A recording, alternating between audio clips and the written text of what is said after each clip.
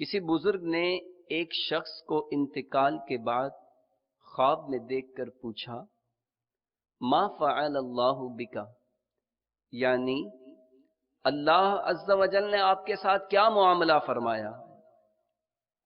کہا کہ اللہ عز و جل نے مجھے بخش دیا۔ پوچھا کس سبب سے؟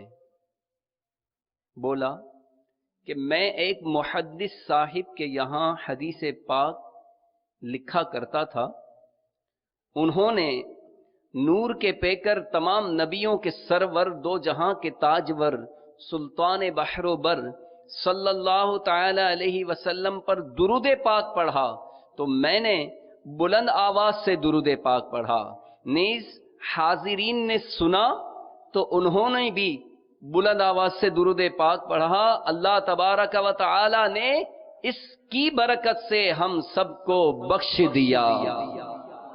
صلو علی الحبیب صلی اللہ تعالی علی محمد وعلی آلہ واصحابہ وبارک وسلم۔ میرے میٹھے میٹھے اسلامی بھائیوں، آپ نے سنا کہ درود شریف پڑھنا اور بلند آواز سے پڑھنا یہ بخشش کا ذریعہ بن گیا۔